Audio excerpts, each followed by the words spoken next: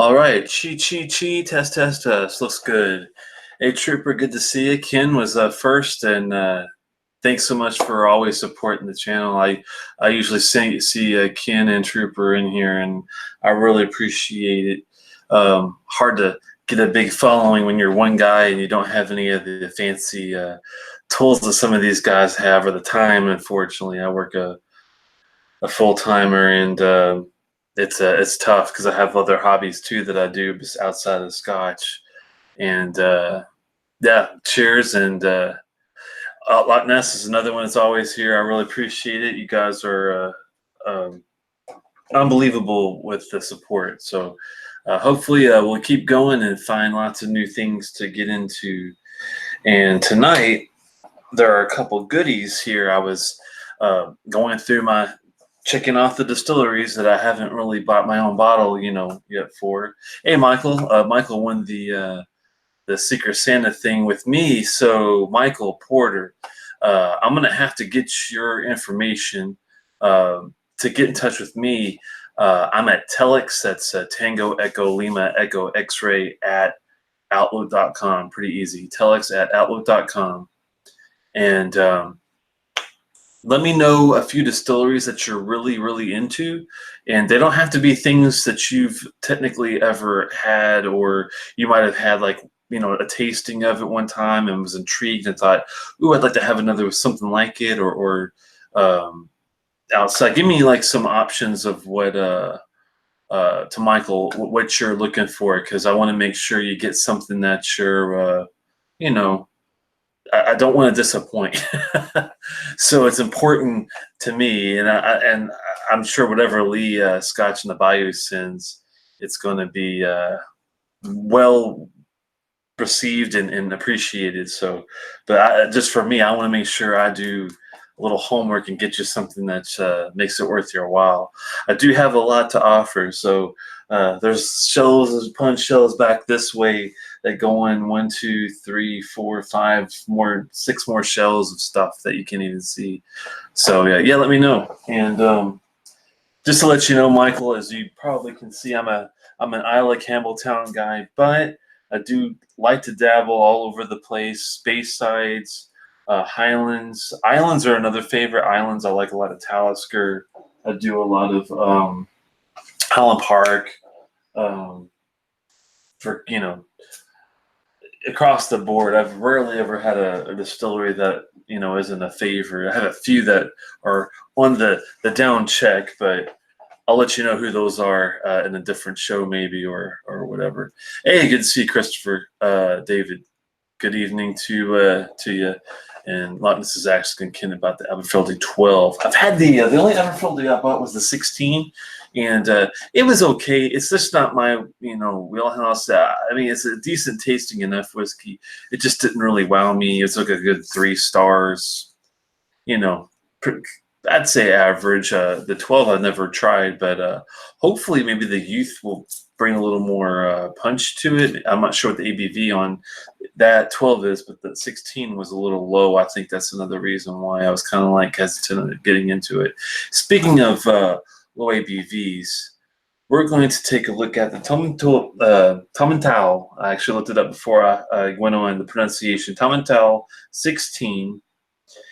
And the Loch Lomund Inchmurrin 18, which is a peated offering of Loch Lomund. They have a heavily peated, which I did not see, the Inchmurrin. So if you do see an Inchmurrin, it's kind of like their heaviest peated stuff at Loch Lomund. But the Inchmurrin is like the in-between.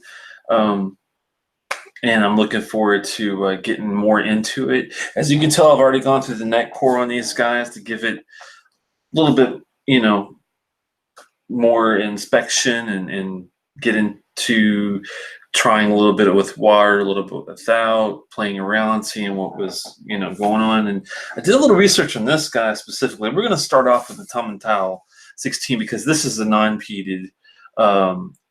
Always go with your non-peateds first. If you're doing a tasting, it makes a lot of sense.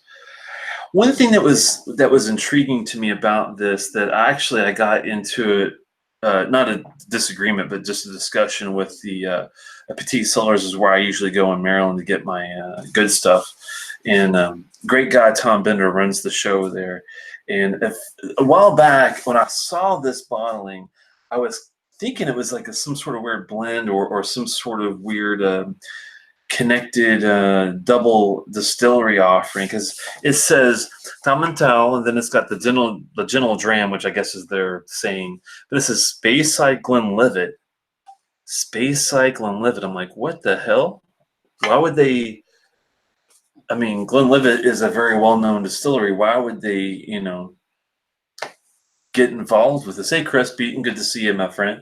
Why would they have their name on this bottle? And I have seen this before, where I've seen Glenlivet used as a suffix to certain bottlings. And we're going to have a little mini education here. I'm not going to go into the entire article. It's very lengthy. If you're interested in learning more about why other distilleries are also called Glenlivet, this is the best place to do it. This came out last year in 2018. It looks like from the Whiskey Professor has an article in the 21st of February 2018 in scotchwhiskey.com. And it goes into more detail. I'm just going to kind of give you the skinny, I guess. I don't know. I'm just making up stuff as I go along here. But like even Glen Grant, I have seen Glen Grant - Glenlivet Distillery, that kind of stuff. And they talk about there was a huge thing where Glenlivet was like the first guys that got popular in this area, and all these other ones, there's 10 distilleries: Glenlawsie, Macallan, Abelauer, Ben Rennes, Cragganmore, Linkwood, who also did do this for a long time, because I noticed I've seen a bottle, independent bottling still have it with them. Glenrothes, Glen Grant, Mortlach, and Glenfarclas. They were using it as like part of their name, and they went to, looks like they went to some sort of agreement where they would just use it as a hyphenated thing after their name. But rather than restricting the use of the terms to the 10 originally named distilleries, more started using that terminology. And even though it was legal, it was voluntary and it didn't infringe on the Smith's trademark. So then they, a lot of these trademarks went back and forth. In the 1980s, 28 distilleries either named themselves as X dash, the X being whatever their distillery name is, - Glenlivet. It's hard to believe that 28 distilleries were registered as that with Glenlivet in their name. It's only in recent years that Macallan, for example, has dropped the suffix. I didn't even know that. If this is common knowledge to you guys, I apologize, but this was really news to me. And this funny thing was that Tom didn't even know this. He thought, like I did, that Glenlivet had some sort of joint offering with these guys, but no, not at all. The only distilleries that are, I mean, all the other ones are kind of pretty much dead. The only distilleries that still use the Glenlivet hyphenated suffix are Tomnavulin, Glenmora, which I haven't seen other than maybe some independent bottlings, Speyburn, and Tomintoul. I don't understand why they do it, but basically it's history. People say just treat the Glenlivet, the hyphenated Glenlivet labels as being a way to differentiate between official and independent bottlings, as well as being somewhat charming reminder of the old days, and evidence that even with the Scotch whiskey industry was embroiled in the bitter family dispute, it managed to find a compromise. So it sounds like it was initially from an overall family dispute, which is really kind of crazy. But interesting read. I definitely recommend going and looking up that article, because it definitely was an eye-opener to not, because I saw, it's funny because I had a Linkwood that was an independent bottling that had a hyphenated Glenlivet name, and at that point I also thought it was like blended with Glenlivet stuff, but there's no connection to these guys whatsoever. It's just an area thing in Speyside, I guess. With that said, now the funny thing was they had another bottle of Tomintoul there. It was a 12 Oloroso limited edition.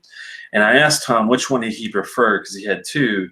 He did prefer the Oloroso 12, and I was fighting which one to get. I usually go for at least a 15 to 18-year-old if I can get it.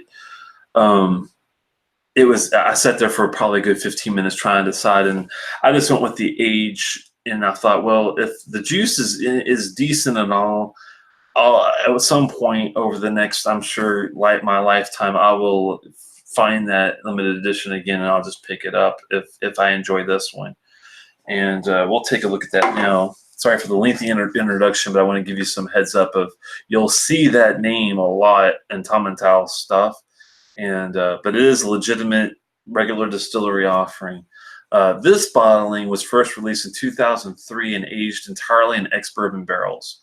With an elevation of over 1,100 feet above sea level, the climate is quite cool, which means the whiskeys warehoused here can keep the angels at bay ever so slightly, so they don't lose a lot of share to the angels. And I'm going by what distiller.com has for some information.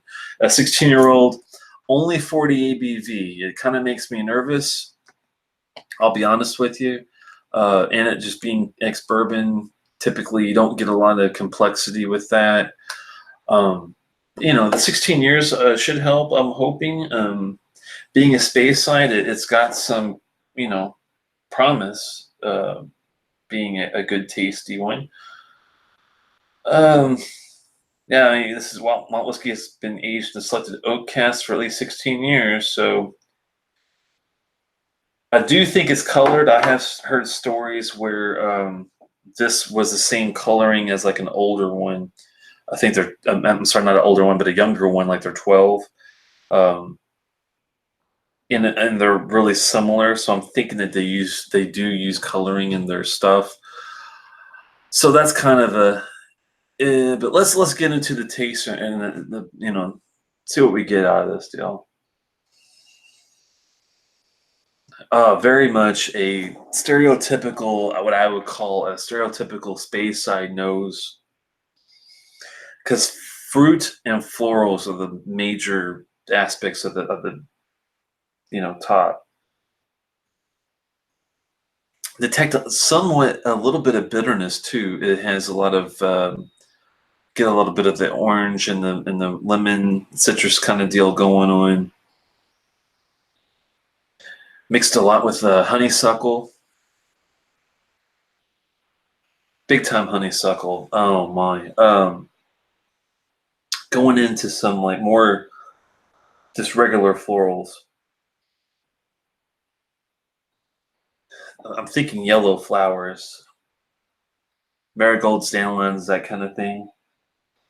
Nothing off-putting other than that really slight, somewhat bitter note in the nose, but maybe like a mineral or something. I can't really pinpoint it just yet. Maybe the palate might be able to tell me more.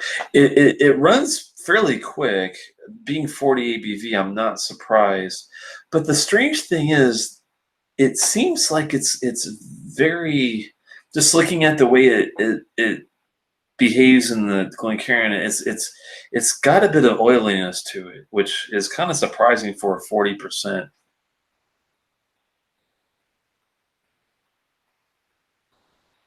Some cherries are coming in there. Nothing, not super dark fruits, but cherries are about the darkest I can get out of the nose. A little bit of pledge, a little bit of like astringent, but nothing off-putting. There's some earthy, savory notes in the nose too. A little bit, not heavy, but noticeable.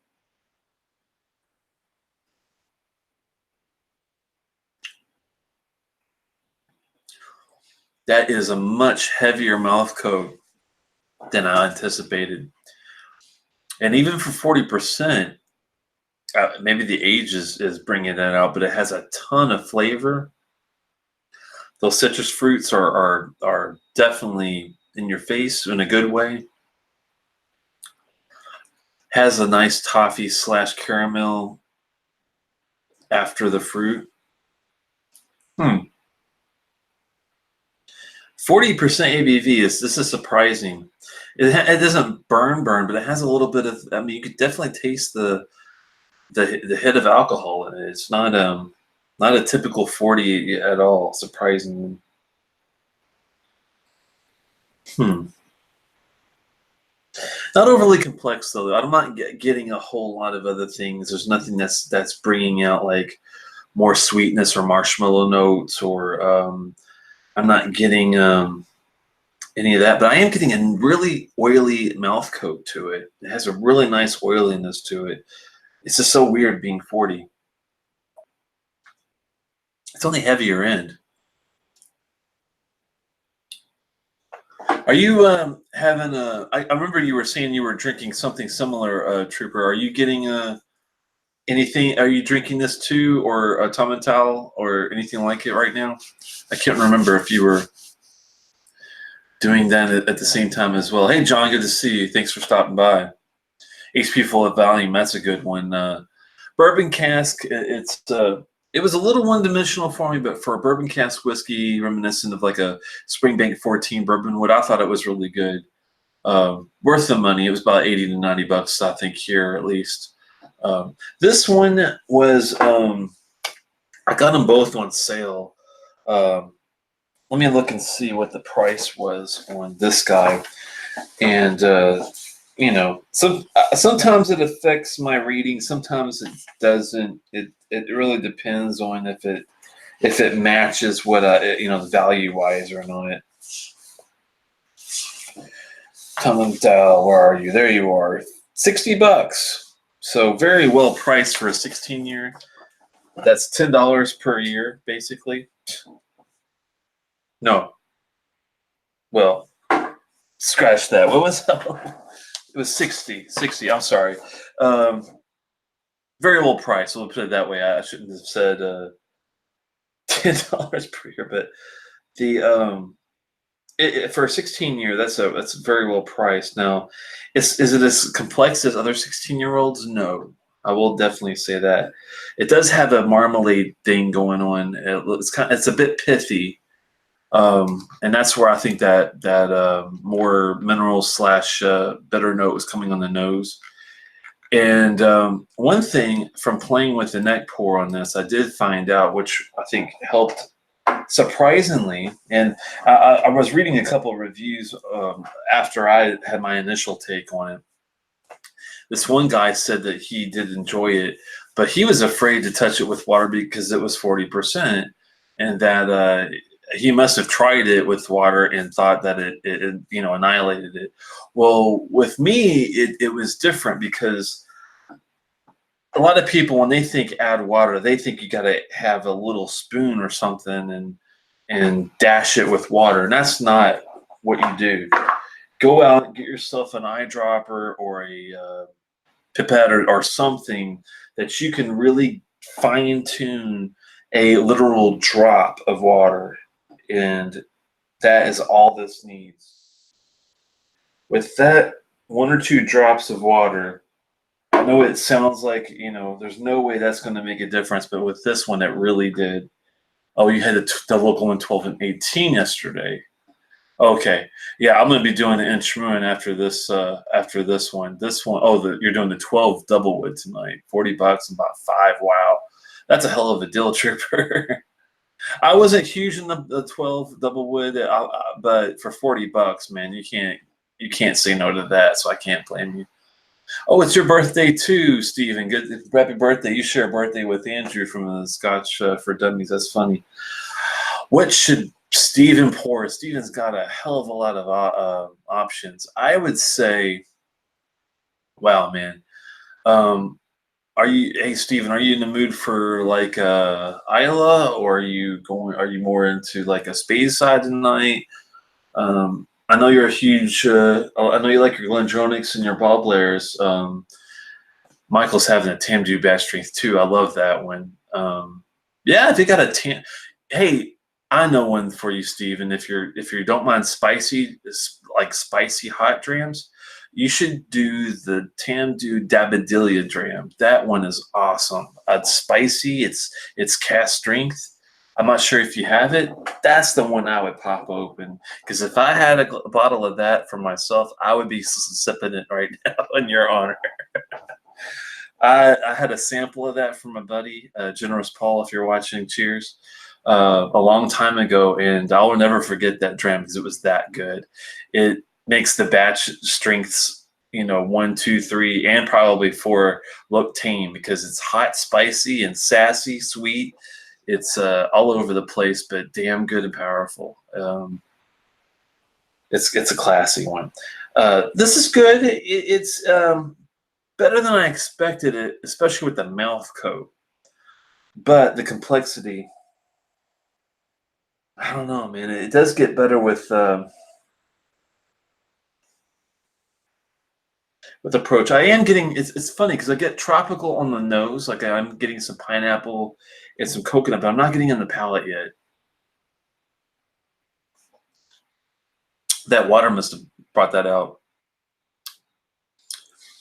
It does make it a much more pleasant, non-pithy, marmalade-y dram with 1 little drop or 2 little drops most.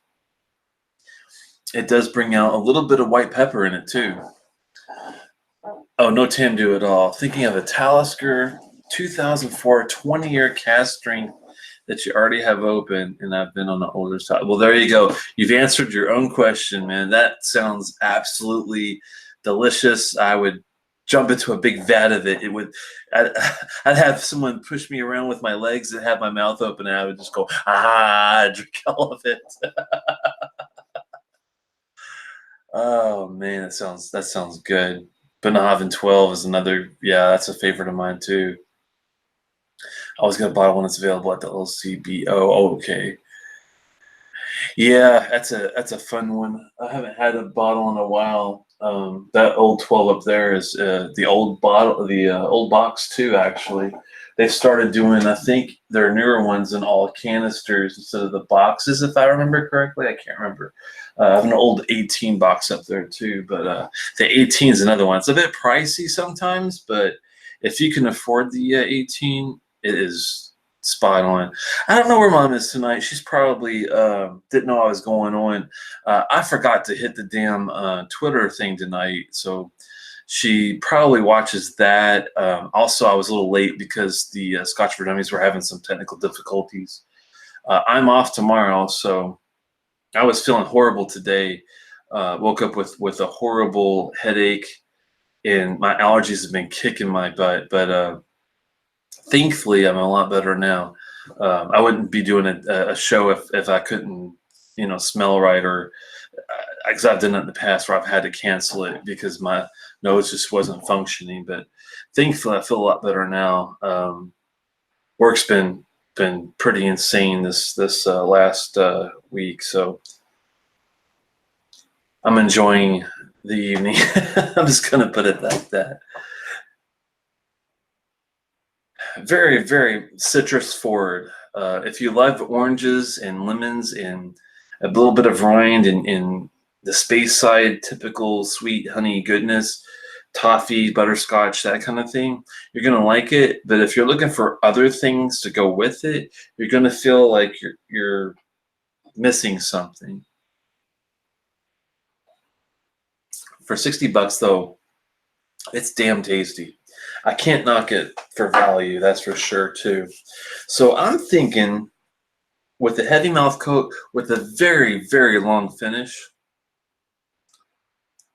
orange gumdrops still going on sweet, but yet that, I think the pith is there in the water detainment a lot, but I think it's there slightly just to give it a little bit of balance with the sweetness, which I can appreciate. Thankfully, it's not dry. The oiliness is still going on. That is going to be a good booster. So it's definitely above a 3. Does it get to the 4 range? That's where I'm kind of wondering if it can get there. I think that if it was a little more natural colored, if it was, I can't really knock it for the 40 ABV because it's quite tasty. I don't think the higher ABV would bring complexity out per se. I think they might just need to add another cask influence to it. So the 40 ABV, I won't knock it for that. It's a 3.5 at least. I'll keep going up with my thoughts. 3.75 mouth coat, heaviness, long finish brings it up to a 4, I'd say. I think it's a 4 out of 5. You know, I mean, if I was a Speyside guy, I would buy it again if I drank this type of whiskey on a regular basis. For me, subjectively, I can't say I'm going to get it again, but would I be afraid to try another Tom and Towel offering? No. The first one I had was horrible, and in my opinion, it was peaty tang. It was a little bit way off than what I look for in any peated whiskey, not just talking Islay or Campbelltown or Benriach, like Speyside type peat or anything else. It just was so tangy that it to me it just didn't work, and I think I gave it like a 1.5 or a 2 out of 5. It was rough, so I was very hesitant. That was a sample, and I was very hesitant about ever trying another Tom and Towel. But I'm glad I stuck it out. I'm glad I tried it again, because this is night and day difference better. 4 versus a 1.5 or 2. I mean, damn. So, I mean, if I found an 18-year-old with a cask influence of like a sherry or Amontillado or some sort of even poured or sauternes or what you come up with it, I would definitely be willing to try it and eager to try it. So I'm gonna keep my eyes open on these guys and see if stick to the Speyside stuff. I wouldn't do the repeated offerings just yet until, unless you saw a review or had a sample and liked it. But that's on my agenda, is to try to find another one with a different cask and see how it goes.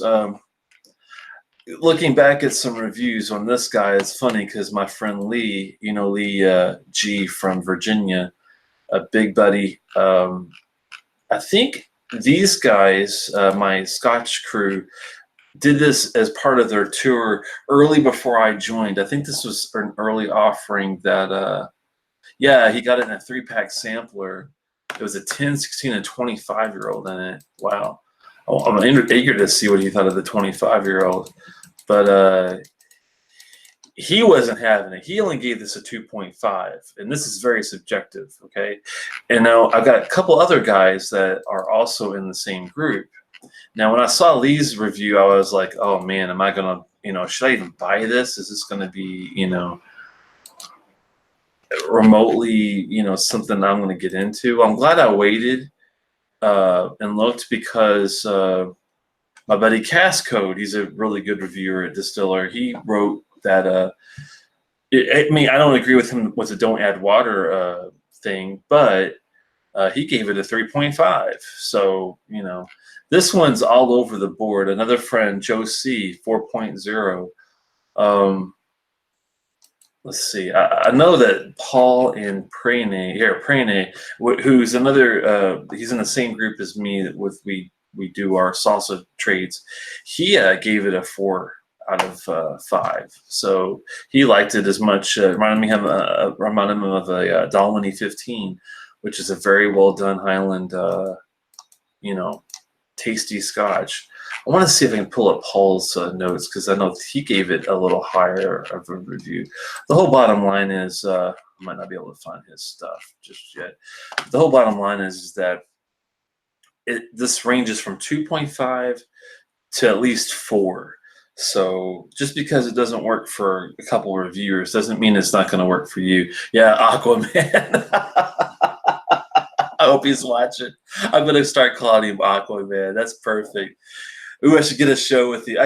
He's hard to pin down and do a show. I got him one time when we were in D.C. Him and Paul were in the room. We did a really good show with the little Freud Amontillado 20, I think it was the 2014 carriages. We had a Brook Lottie Black Arts 4. We had a Macallan Fino 21. We had some really good whiskey. And it was a fun time, and they did a live show with me, and I wish they lived next door, because it'd be fun to do like a group effort like that. But nah, he doesn't like to get on camera. It was a pain just to get him on that one time, but Telex and the Aquaman would be a good name for a show. Because it'd be me and him fighting about whether I should add water to some of the whiskey that I run into.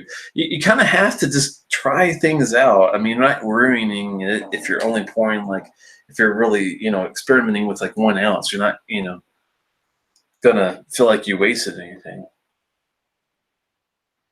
Yeah, that night, man, we had our own expo in our own hotel. It was pretty cool. That's pretty well done, though. I'm kind of into it, but I have to be in a space sidey mood, and usually my heart is in Isla Campbelltown Islands before anywhere else. It's just the way it goes. So let's cleanse our palates and let's get us some peat. Yeah, you really got to add just a little drop just to see what happens. And if it doesn't help, if it doesn't, trip your fancy, then maybe add a little bit more water to it. And if it still doesn't, at least you could say you tried with that 1 ounce. The rest, do with it which you already know that you and how you enjoy it the most. Now this puppy is a whole different breed. Loch Lomund. Now I have I don't want to say a bad history with Loch Lomund, but it's kind of a scary one to pick up because I've had their 12, and it had a soapy note to it that really kind of drove me crazy, and I wasn't sure why. Maybe I got a bad sample. It just was kind of a little off-putting to me, where it wasn't anything that I wanted to even go farther into. I gave it like a 1.5 or a 2 out of 5, the basic 12, right? And I've been debating what 18 to get of theirs. They have a regular 18, but I thought they have a peated offering. Why in the world am I not going to try their peated offering? I have had some bad ones, Peaty Tang, Tomintoul, and the Enoch Flounder is another one that did not really get me going. But the Loch Lomund Cutter, I'm sorry, the Enoch Cutter was really, really good. So the Enoch Cutter peat I really like, and the Flounder not so much. And when I was talking to Tom at Petit Cellars, he was telling me that's kind of funny because a lot of people also say the opposite. They love the Flounder and they hate the Cutter. So it's depends on what you're really into. Michael says he's had some Loch Lomund at his shop when they just got them in, tried a handful of them. I remember liking the 18, but the rest were just okay. Not bad, but just okay. Yeah. It kind of reminds me of Old Pulteney 12. The Old Pulteney 12, I know it wows a lot of guys, but for me, it is one-dimensional. I do like the briny, salty notes that I get, the maritime shellfish kind of thing. But other than that, I don't really get a whole lot of stuff from it. The 17, though, the Old Pulteney 17 is outstanding. It's great. Tropical, great fruit, sweet, nicely balanced. I could drink it all day. 21, even better. The new stuff, the 15 is good. The 18 I didn't like so much. So it's weird how it goes. The Whiskey Whistle made the 12 his 2018 #1. Wow. That's, maybe he likes soap. I don't know.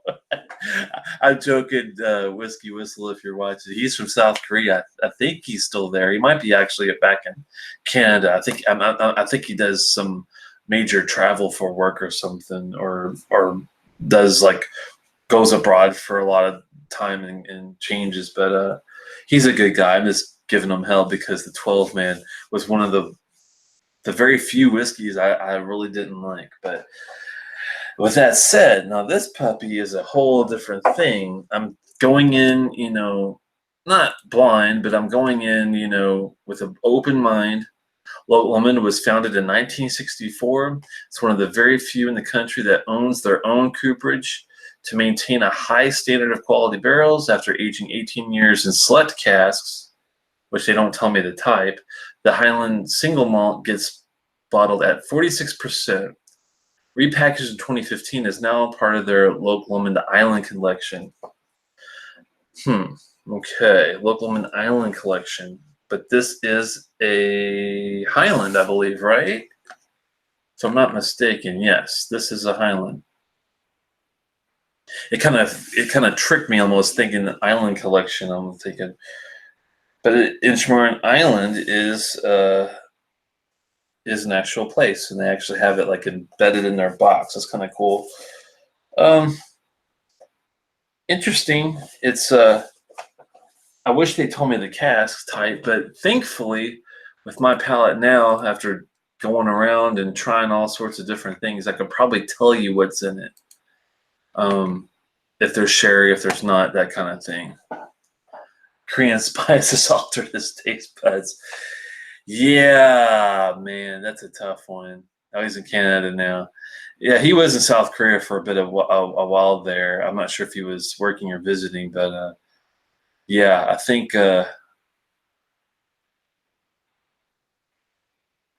not sure how that's going to go. Hey, Jason, good to see you, man. You missed the tomintoul, but you're in for the Inchmurrin, the Loch Lomund Inchmurrin 18 to be exact. Love the color. I don't know if it's natural, unfortunately. I've been looking to trying to see if it's if they state it. Sometimes you get lucky and they tell you across the board. Just by glancing, I see a lot of marketing, you know, pros on here, I guess is the word for it, but I don't see anything other than their own.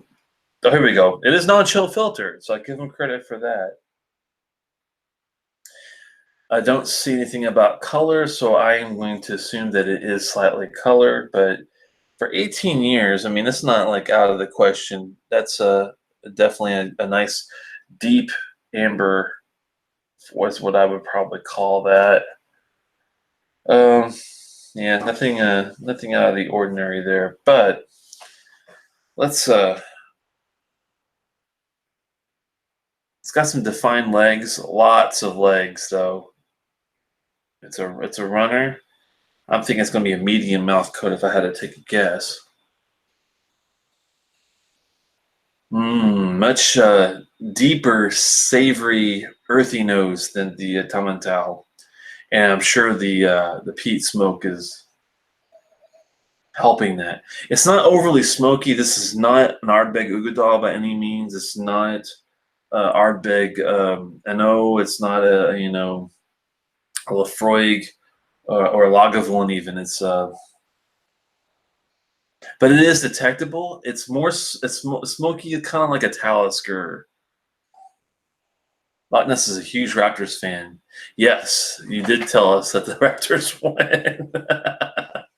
You better find yourself a dram there, Jason. Yes, I'm ready for a few drinks too. I might go and get some samples for a little bonus after show tonight since I'm not working tomorrow. I might go a little long tonight if that's okay with you guys. Getting dark chocolate on the nose. Now, to me, that's a rarity. I usually don't, I mean, I get it all the time on the palate on certain whiskeys. I don't really get it on the noses that often, but this one has got a very dark chocolatey nose to it. And along with that, like Whoppers, like a malty, really heavily malted nose. Really, really nice marshmallow, like a s'mores kind of a thing. But it's not like sweet in your face. It's distant. It's you gotta dig to get some of these things. Floral notes, but nothing like a slight lavender lilac thing. Just touched enough. I mean, just enough to get it going. It's a complex nose.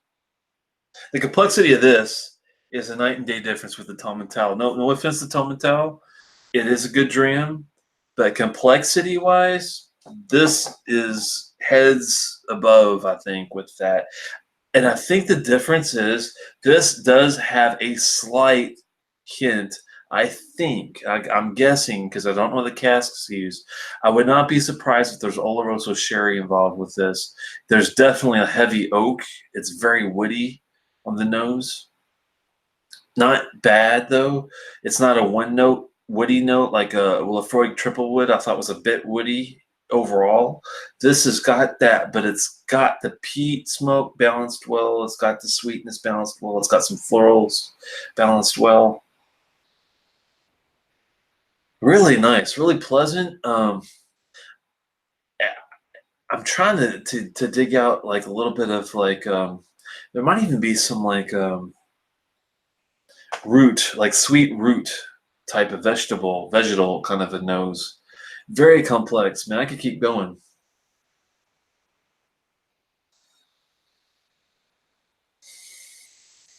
I love it when sweet, savory, earthy tones meet and blend really well together. It's Lagavulin does it well, I think. This one is kind of reminds me. It doesn't smell. It doesn't. The nose isn't like a Lagavulin 16. The quality is similar though. This does run under 100. Surprisingly, you can get an 18-year-old Loch Lomund Inchmurrin for under $100. Value-wise, that's really good. I know the Lagavulin 16 is comparable. This one's probably about $10 more, but you're getting a couple of years difference. You are not getting the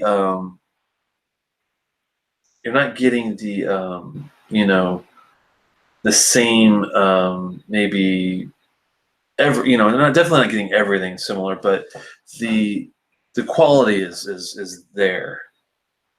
The notoriety is not the same. Lagavulin is definitely known all over, even a lot of Scotch drinkers. But this one is a dark horse. I think that will get traction under the right marketing. I think the biggest difference is Lagavulin is Diageo, and Loch Lomond is their own company, I believe. The Loch Lomond Company, I believe, is what they're named, if I'm not mistaken.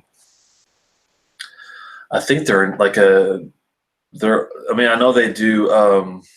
They also have an Indian outreach distillery. I'm trying to remember what it's Inch something. It's not Inchmurrin. It's not Inchmoon.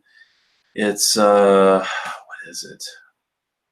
I can't remember which of the versions are Indian, but they do have some nice stuff there too. Because the Scotch Malt Whisky Society does some of their casks.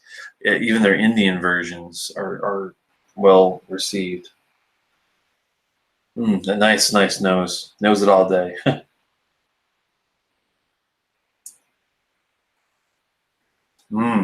Wow. Wow. Okay. Definitely better on the ABV. The 46 versus 40.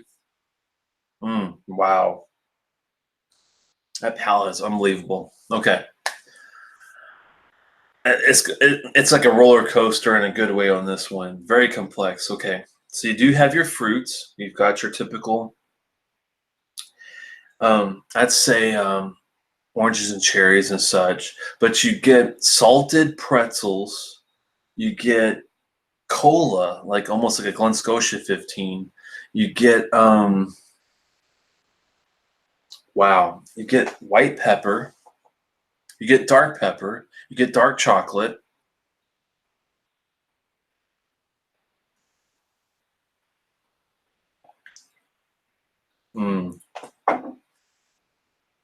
Wow. Very well done. Savory meets sweet meets extras. Root beer, sassafras, molasses. Really well done fudgy finish.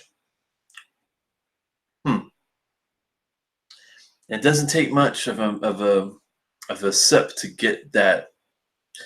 Yeah, SMWS Indian whiskeys are crazy expensive. That's true. I think the only reason I got to touch one, Jason, to be honest with you, was at an expo. It wasn't the Whiskey Fest. It was a whiskey. What was it called? It was a DC thing. It wasn't Whiskey Fest. It was a smaller thing, but it was just as well done. And Scotch Malt Whisky Society had a booth there, and they had 3 or 4 to pick from, and one of them being that bottle.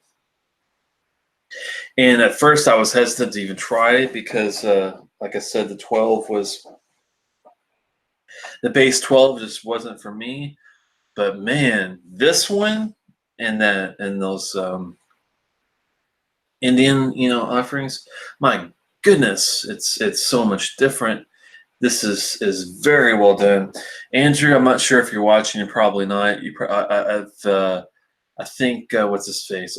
Sean said he had 12 drams in, and you guys were only halfway through the show, so you guys are probably half passed out underneath the table. But Andrew, if you're still around, or if you watch afterward, I hope you get a chance to. This should be a birthday dram for you, man, because I think you'd be all over this. It does. It is awesome, crispy, and it's for under $100. This is a hell of a buy, in my opinion. The 46 makes it better. It's not a heavy as a mouth coat as a Tomintoul, believe it or not, but it's still medium. It still gets the job done. It's got some sherry, I think, the Oloroso, I think's in there. If it's not, I'd be extremely surprised. It definitely has a lot of oakiness. I'm guessing both American and European as a guess because it's very complex. If it didn't have those two, I'd be surprised. Jesus.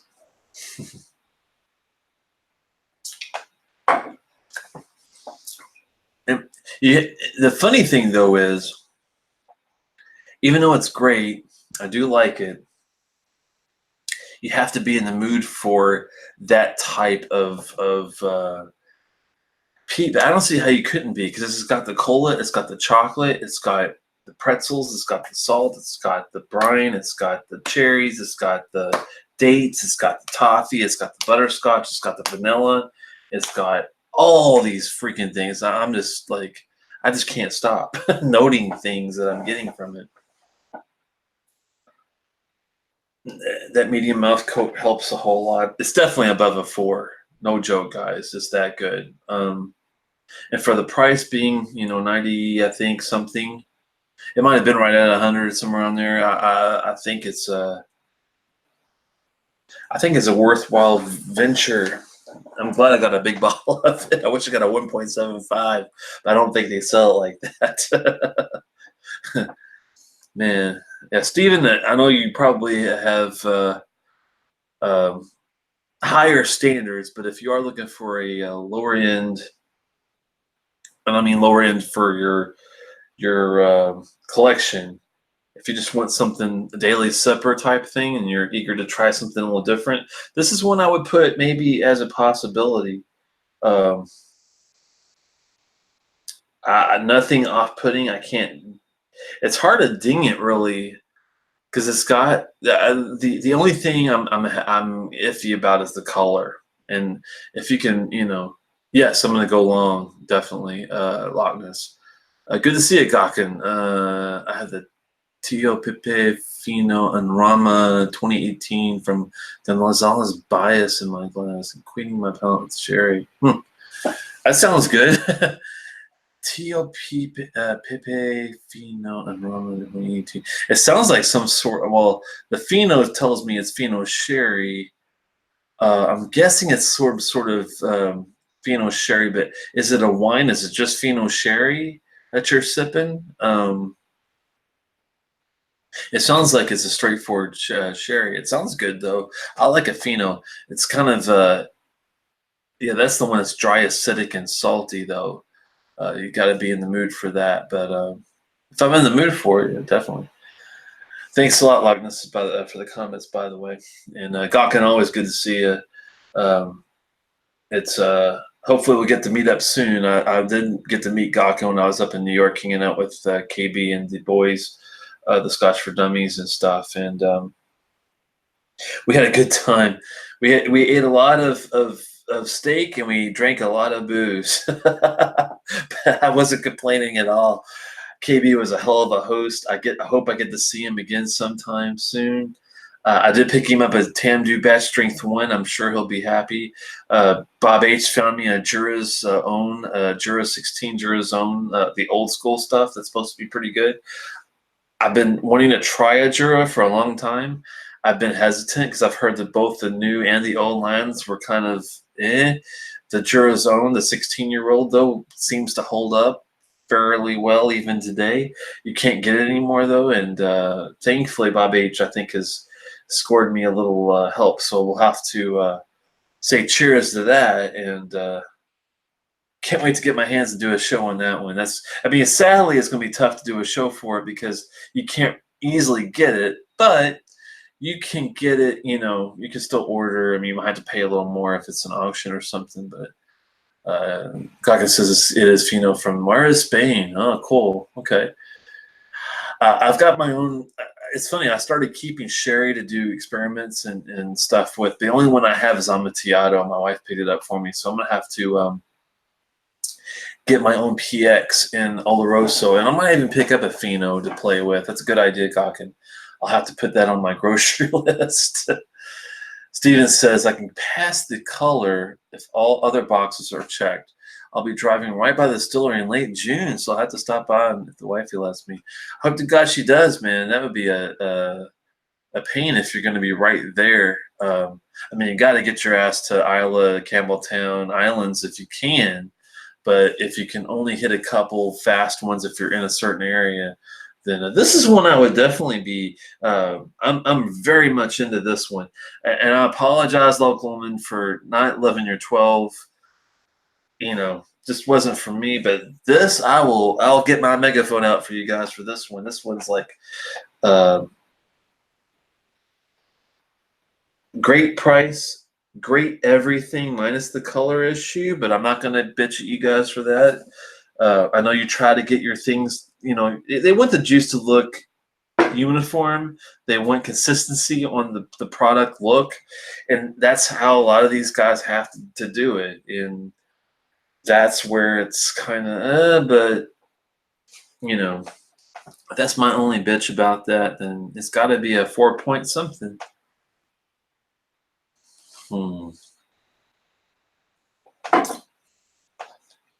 Has anyone ever had this glass? I'm interested in if you've ever had it and liked it too. Jason says that he got Loch Lomund. His only experience was with the Croftinga. I'm not sure how you say that. Croftinga. I'm probably butchering it. I'm sorry. A huge fan of that stuff, huh? Not familiar with the Croftinga, but is that an Irish? It sounds Irish. I'm guessing though. Goggin loves the Jurazone.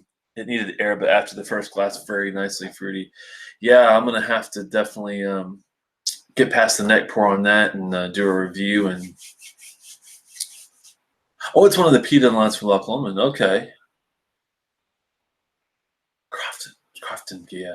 They must have a lot of peated lines, man. Named after one of the islands of the Loch. Okay. Steven says he's hitting Glengoyne, Ben Nevis. Oh, nice. Talisker, that's a dream. Oban, staying in the city, nice. And 3 days in Isla. I wish I could get over to Glendronach and Speyside, but not enough time this trip. Well, my friend, if you're able to get Glengoyne, Ben Nevis is I do like Glengoyne. It's a little thin for my taste, but I appreciate the flavor. Ben Nevis I love for if I'm in the mood for a sulfuric note. It's got very funky sulfur going on. Talisker is a godsend. 10 and 18 are my favorites. I love the 57 degrees north. I even like the Port Ree.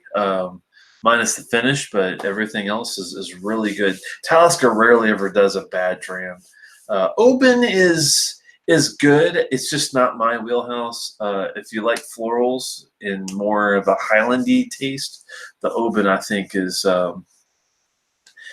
pretty good. I like their Little Bay, and I do love that Game of Thrones version. I had the Oban Bay Reserve, I think it's called. That was actually one of my favorite whiskeys, I have to say. So Oban did a good job with that. And if you're 3 days in Isla, man, and Deanston too, you can't complain about that. Hey, Jason, what other? I'm familiar with the Inchmurrin being their peated, the Inchmurrin being their heavily peated. The Crofton Gia, where does that come from? Why do they have an Inchmurrin, an Inchmurrin, and also the this Crofton Gia? I don't understand why they would have 3 or maybe even 4 different peated lines. Interesting. Wow. Okay. I'm looking up at some more comments here. Ken saying it's gonna have to try the 18. Yeah, just make sure it's the Inchmurrin version. I've never had the regular 18. I cannot speak to the regular 18. I got to emphasize that. I want to try it now that I love this one. The regular 18, I would be happy to try and see. Whiskey Scout, good to see you. I think I saw you earlier, and I'm sorry if I didn't give you a shout out. Talisker is definitely great. Goggin said the 12 is very nice, lightly peated, ran with nice hardness. Yeah, I just Goggin, did you get any soapy notes from your Loch Lomund 12? I just didn't get into it because I got this like soapiness. And I got that same soapiness from an old Pulteney. I want to say it was the 25 or 35. I can't remember which one it was, but it was very, very soapy to me. I just couldn't get into it. Jason says, I have no idea why they branded the Loch Lomund ones the way they have. It's definitely confusing. Yeah. Do you remember what their Indian stuff is called? It has an inch name, but I don't think it's Inchmurrin or even Inchmone. Or I gotta look this up because it's gonna bother me until I do. 1 second, guys. Loch Lomund, Indian. Well, I didn't want to have restaurants in there. I don't know where that came from. I guess it thinks I'm looking for a type of restaurant. That's weird. Oh, it's looking at the place. Well,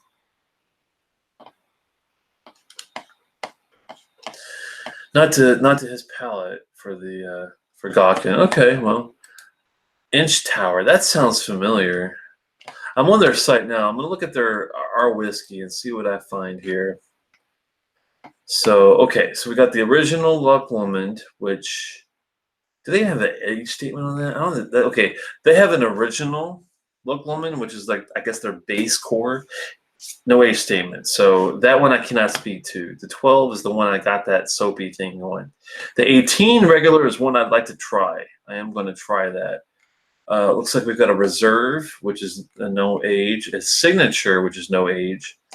Inchmurrin Madeira wood. Wow. Okay, so Inchmurrin is they're peated. So they have a peated Madeira wood finish. I wonder if it's like a reminiscent of the Lafroig Madeira cask carriages. That would be outstanding. I'd love to try that. Oh man. We've got the Inchmurrin 12. I'd like to try that. Inchmurrin 18, which is this guy. A single grain, which I'm not a grain guy. I don't want to go there. The Inchmone 12, which is their heavily peated version. Love to try it. And Inchmone 1992, which is probably really good. They have one called the Open, which I've never heard. It's a special edition. A 19 Port Rush. I'm assuming it's like a port cask of some sort. Let me look and see what that guy is.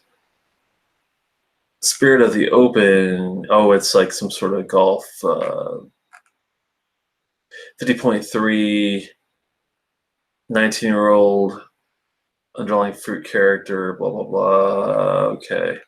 Looks like it's matured in American oak casks. But with a name like that, I thought it was going to be like some sort of port cask, but I think it's just in the name. But they don't really talk about any other. I think Inchmurrin might be their Indian stuff. No, Inchgower has nothing to do with Loch Lomond. I do know that. I think he meant like Inch Tower, but I don't know. Anyway, I think Inchmurrin must be the name of their Indian version. Inchmone, I'm not sure if that's Indian as well, but I do know they have an Inch something, which came out of their. Oh, they have a global travel range too. Jeez, okay. Oh, that's the ones I already saw. Never mind. Okay.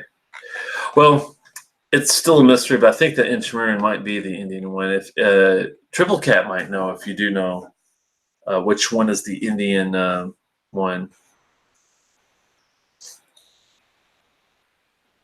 I know it's an island in the Loch, but they have a Indian distillery that they use to get out some stuff, and I think the Inchmurrin is the one that's from there.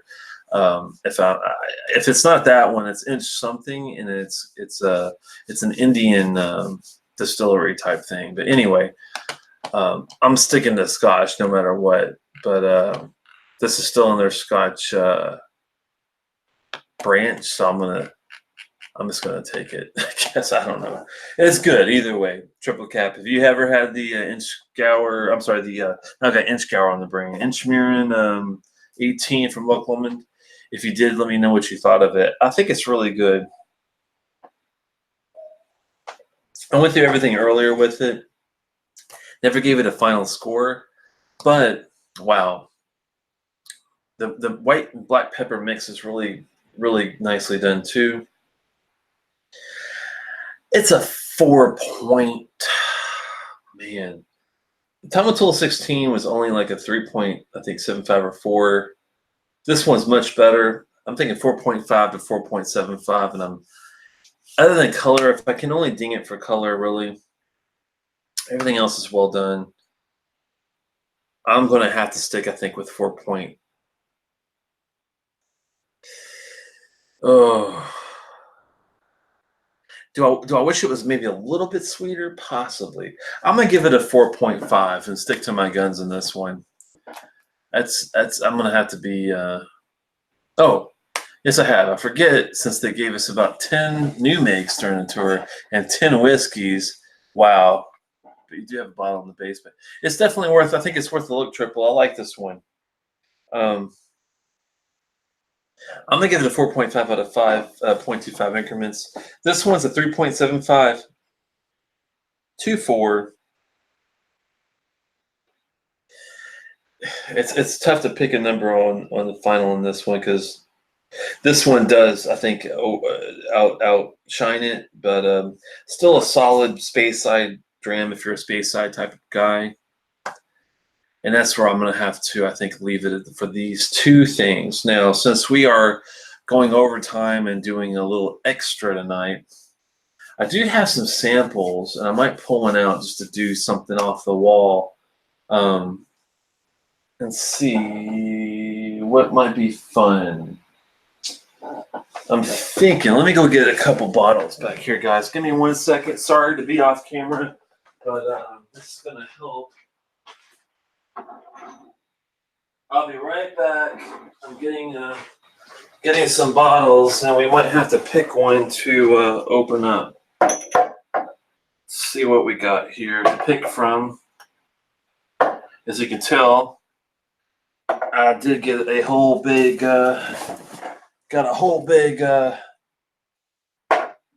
handful from Loch Ness is taking it quick, so we'll hopefully he'll be back for a little vote.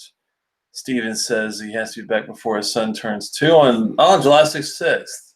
I have to pay for his flight. Oh, man. Well, congratulations, Steven. Didn't know you had a 2-year-old. That must be fun. I got a 10-year-old and just one kid. And she's something else, but always fun. We had a good time playing video games tonight and just chit-chatting, and we weren't even playing the same game, but we were just hanging out. It's kind of funny. And you got to definitely take advantage of the time you've got, because it flies by, man. It seems like she was like 3 or 4 just last year, and now she's going to be 11 in February. It's scary, man. I see a sample, a whiskey site, New Zealand sample bottle. Oh, you see one of those from me? Must be. You must have a good eye. It must be probably as a rebottling, because if it's one of these like type that you're thinking of, Jason, it's because of the person it came from, actually. Well, let's take a look and see what we got, and I'll let you guys have a little vote. Oh, it was the white cap one? Yeah, this is from Prene. He's the one that travels a whole lot, and he probably got it from those guys and reused the bottle. Well, let's start off and see what Prene's got to offer.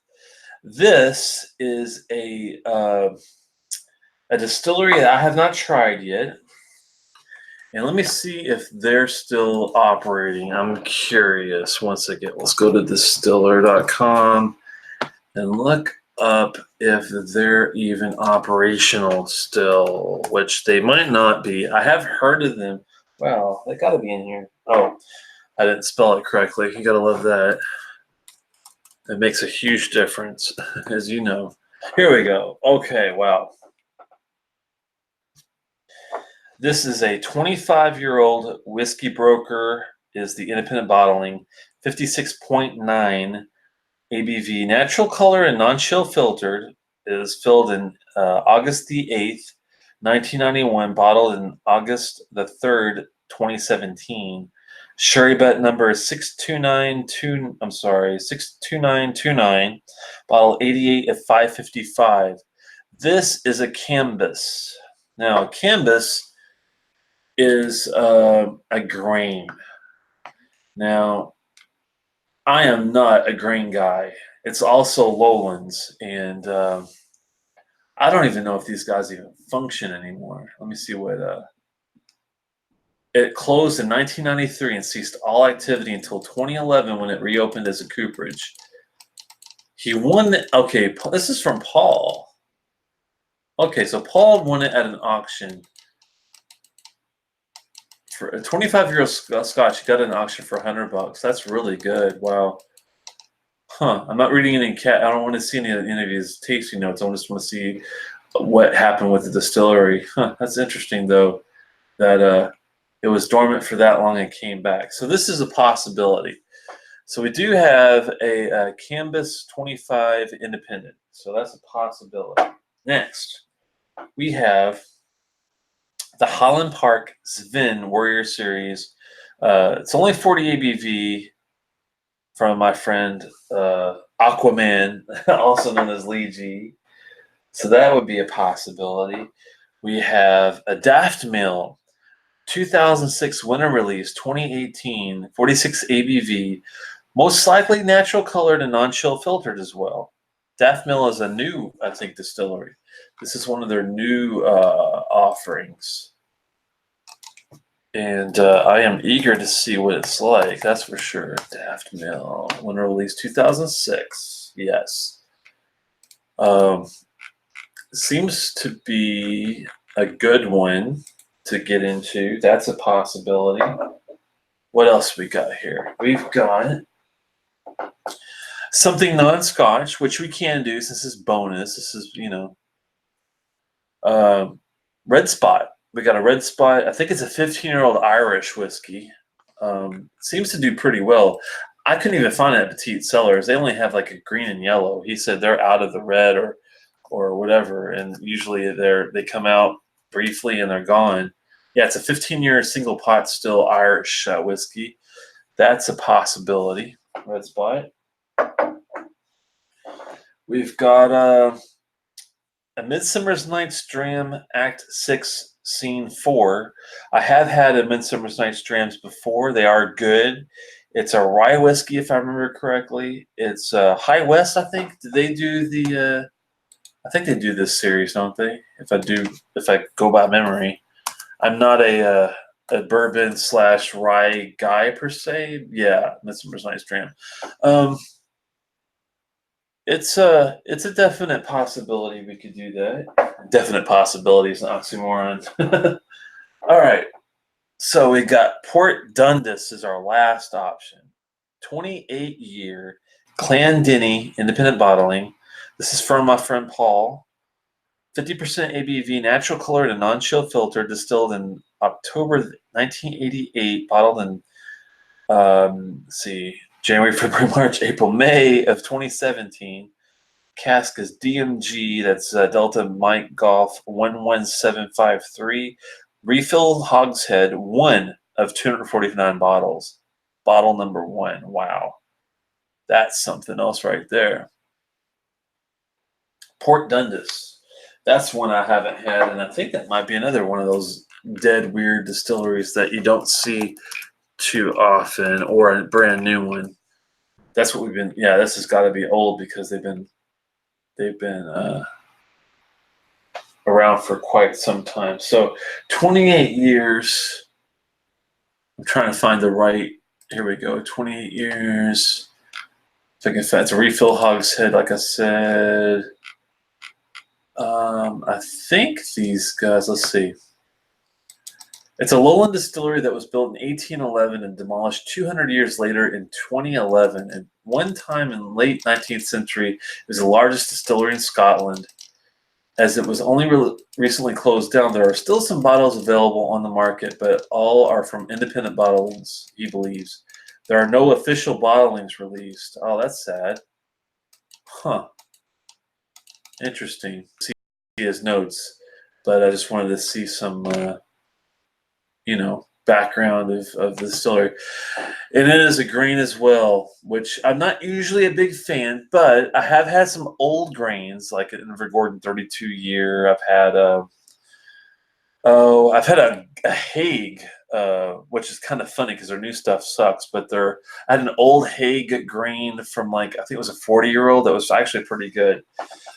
So the real old ones like this are probably pretty decent, I'm thinking. But I don't have to go, into a grain if you guys don't want to.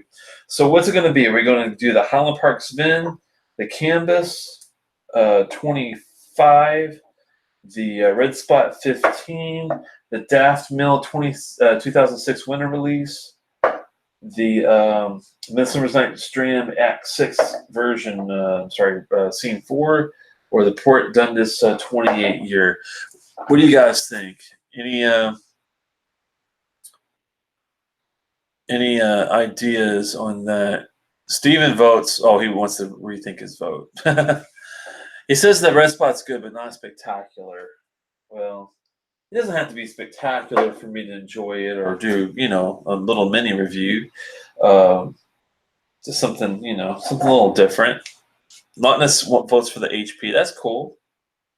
I'm eager to see if it's, there. Jason says, let's give the spot a try. That's not a bad idea because it is a little different. I kind of want to save the Scotch for Scotch reviews and the one-offs for something like an Irish or a grain or something, since it's not typically something I get into. What do you think, Steven? You got a preference? Triple cap? If you have a preference, let me know what it is. Daft Mill, I think is his vote. Yeah, Daft Mill's a triple's vote. I can tell by the way he typed it out in all caps. Everyone's got a Whiskey Scout says Canvas. Wow, I might have to be the tiebreaker on this one. Everyone's got their own thing of what they want to see. Well, the good news is I will eventually, I think, save these for a somewhat of a show of some sort. Minus maybe the Midsummer's Night's Dream and the Red Spot.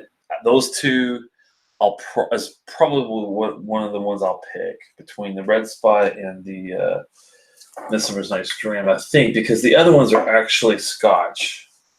And I think I might want to do an actual... Yeah, nothing got a second vote. I think I'm going to pick, since... No one said the High West. I think I'm going to go with the Red Spot, just to see what I get from it. It'll be interesting, even if it's not a. Steven, I know you're not a huge fan, but it'll be worth a little dabble. I'm kind of curious because it's hard to find and it seems pretty well regarded. Yeah, the Daft Mill is definitely a rarity. It was another auction, I think, win for Paul, and I'm very much looking forward to it. It's extremely. That's a new distillery, if I'm not mistaken, a very new one that I cannot wait to see. Yeah, I will go with the Red Spot and see what we get. I'm gonna finish off this Inchmurrin 18, Slanchava for that, and triple cap. I would definitely open it up if you're looking for something tasty and different. Make sure it's the Inchmurrin 18, not the standard though. I haven't had the 18 standard yet. I want to definitely try it out though. Wow, so tasty, so damn good. I'm going to savor that bottle. For an 18-year-old, it's amazing how powerful tasting it is and complex it is. I mean, the Laphroaig's 18 is great as well. But it's almost tame taste-wise comparatively to this. I'm not quite sure why, but wow. Steven says it's good, but I tried along with some other rare Irish that were very good. Yeah, and that's the thing. I think if you're, trying to put this up into a Middleton or Redbreast is probably not the best idea, from what I gather. Who does Red Spot anyway? Is it its own distillery? I gotta look this up just to get a little background. Red Spot, 15-year-old single pot. I guess Red Spot is the actual name. Okay, so the Red Spot 15, let's pour it now while we're talking about it so it sits out for a little bit. Oh, and this one came by Salsa from Scott. Scott, thank you so much. We trade here and there, and those guys for me got Lafroig 18. They got an Aaron 16. I believe I also did an Ardbeg Araviridis and one more. I sent them the Benromic Imperial Proof 10, which is really good too. All of them are excellent. I mean, of course, some of them are more excellent than others, but I think all four of the ones I offered are pretty good pours. I think the spots are all Middleton. Oh, okay. Middleton Distillery. Gotcha. Well, thank you for the background, because surprisingly, and I'm not sure why they didn't do it, the distiller doesn't have Middleton even in their database notes that I see here. I'll have to look more into the notes here. Man, he must have taped the hell out of this. It's got so much gunk on it, I can't even get past the. Let me get some scissors, guys. Sorry, 1 second. Scissors time, scissors time. Where are my scissors? Don't run with scissors, kids. That's what my mom always said. Never run with the scissors. All right, let's see if that helps a lot, because, man, he must have, put Fort Knox into this. I mean, this is on the cap, for God's sake, Scott. What the hell's wrong with you, man? They just released Red Spot again, so it will be good to hear how it is. Yeah, I don't know, what bottling this is, if it's new or old or, anything like that. He didn't label it as such, but, man, what the hell did he tape this with? It's going to take me 20 damn minutes to get the damn tape off. We're just going to freaking go ballistic on this sucker if we have to. Oh, my God. There we go. Jesus Christ, man. Come on. How many licks does it take to get to the center of a Tootsie-Roll Tootsie Pop? It feels the same thing. There we go. Now we're talking. Oh, hallelujah. Jeez. Man, Louise. God. Scott, whatever tape you're using, man, you must have gotten Painter's serious, I don't want the tape to ever come off kind of tape, man. This stuff is like Fort Knox. There we go. All right. Jesus, I got tape everywhere. I got so much tape on the table, it's sticking to me and I can't even get it off. Here we go. All right. Let's get rid of our scissors. Thank God for scissors. And wow, I'm going to have to just roll this tape up in a little ball and break out the torch. Yeah, it's one of those nights just trying to get a damn bottle open, man. Damn you, Scott. I got tape goo all over my damn hands. Lots of loss of cold points. Okay, we need a fresh glass for this one. All right, so let's go get our fresh glass. Oh, that's from Whiskey Fest New York 2018. That was a good fun time. Let's get a pour out and we'll talk about a little bit of it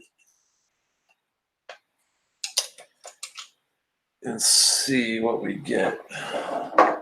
Did Mark Broda slap and sniff? Not getting a lot from the nose, but I've been drinking a bit tonight already, so We're going to have to go deep on this one probably. All right, so surprisingly, I didn't see anything about Middleton. Let me see what they say about this guy. Red Spot 15-year-old pot still is matured at least 15 years in a combination of American oak, ex-bourbon, ex-sherry butts, and ex-Marsala wine casks. Wow. Red Spot was originally produced by the Mitchell family, fine wine and spirits purveyors based in Dublin, which I'm assuming they mean Ireland, who are still in business today. The family would mark the casks of whiskeys they aged in Dublin with a spot of colored paint. While the green spot and yellow spot have been revived, this is the first time for the red spot to be reintroduced, available as of November of 2018. So, wow, okay. I'm surprised they have yellow and green still at Petite, but they don't have this one then, if it's been after the fact. But this might be the most popular one they have. It supposedly is pretty good from what I've heard.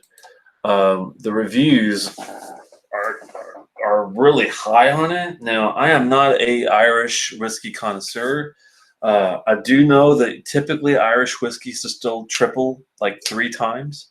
The only other places to do that, I think, are a couple lowland distilleries for Scotch, like Auchentoshan. Would be one. I think it does like 2.5 to 3 on the distillery. Trying to think of a couple other ones that do that kind of thing. Auchentoshan is like one of the first ones to come. If you guys think of triple distilled Scotch that's similar to Irish whiskey like that, they're the only ones that come to mind. I'm sure there's other ones. I think Hazelburn, Campbelltown, unpeated. I believe they do 2.5 times distill, but I'm going off memory on that one. Let me know if I'm incorrect. I apologize, but I believe that is the case. Go for a palate cleanser too. Well, it holds itself really well. It doesn't run at all. Let's go on the nose after I clean my palate first, though. 46%, 15 years. Sounds good. Lots of between the ex-bourbon, ex-sherry butts, and ex-Marsala wine casks. I'm intrigued. Oh, okay. Hazelburn is also triple. Yeah. Okay. Mortlock, Springbank, do a mix double. Okay, that's what I was thinking. But never be mistaken for an Irish. I wonder why that is, triple. Do you know why? Is it the malting techniques they use? Do you know what the difference? Like, why if I gave you a Glencairn of Hazelburn, I gave you a Glencairn of a good similar Irish whiskey, why is it that you wouldn't be that you would be able to tell the difference so easily? That would never be mistaken. I'm just curious of why it is. And while you talk amongst yourselves, I'm having a sip. I have good old Iska. You gotta have Iska, right? Gawkin, if you're still alive. The absolutely never. Wow, Jason's also agreeing with triple on that one. I'm curious because I'm very new to the Irish whiskey thing, other than your typical Jamesons, Bushmills, run-of-the-mill stuff. I've never had any what I would consider upper end Irish whiskey. I'm intrigued about Redbreast and Middleton, so this is a good place to start. I think outside of the typical shots or whatever I've had in the past. Why is it that all the double distilled whiskeys taste so different? Hard question. A lot of factors. No, why is it that you can taste? Why is it that you can taste such a difference between Hazelburn and the Irish whiskey? That's my question, really. Scouts is a cleaner, fresher style spirit. Gawkin says he missed that. Iska. I had to have my Iska for the palate cleanser there, Gawkin. I think you know what I'm talking about. Jason says, lately I find Hazelburn more easily mistaken for Springbank. It seems really heavy and a little bit peaty in recent years. Probably, the only Hazelburn I've had so far was it was a 9-year Barolo cask matured, and I was not wild. I'll be honest. I think it was the problem to me was the Barolo cask just didn't really do it for me. but it could have been the lack of peat. I don't think I got really any peat from that particular offering, but it's the only hazel burn I think I've had, so I can't really say I agree or disagree on that one. But it was a bit. It was a bit. I don't know. I mean, I could tell it was a wine, but it didn't really have a ton of flavor, I guess, or something. Whiskey Scout says each distillation cycle removes more of the oils. Yeah, that 9 year is the least enjoyable haze burn I've had. Yeah, that's what I was thinking. DHS. I was hoping I just had a either a bad version, or it was just the worst hazel burn offering there was. As I've heard, they had an Oloroso 12, I think, or 13 year that did really well, and that's the one I wish I bought because a special. Well, I found that hazel burn just by instinct and thinking, well, I'll pull the trigger because I knew I loved Springbank and Hazelburn. It couldn't be that bad, and it wasn't bad. It just wasn't yeah, it wasn't the 13 Oloroso. That's the one I need to get. As everyone says, that's fantastic, and Jason's even having it. Damn, that is so weird, but not much like a Hazelburn. Yeah, maybe it's their best. What's the best Hazelburn you guys have ever had? Just curious.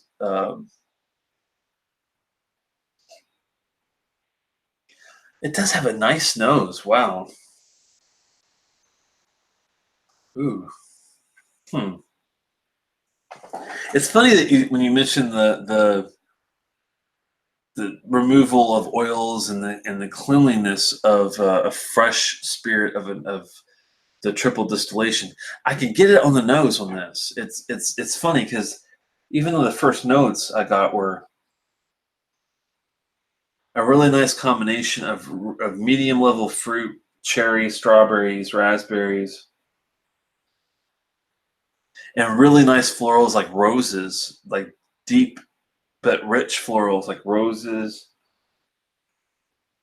Heavy on that. Oh my. Sweetness, like a strawberry, like almost like a syrup.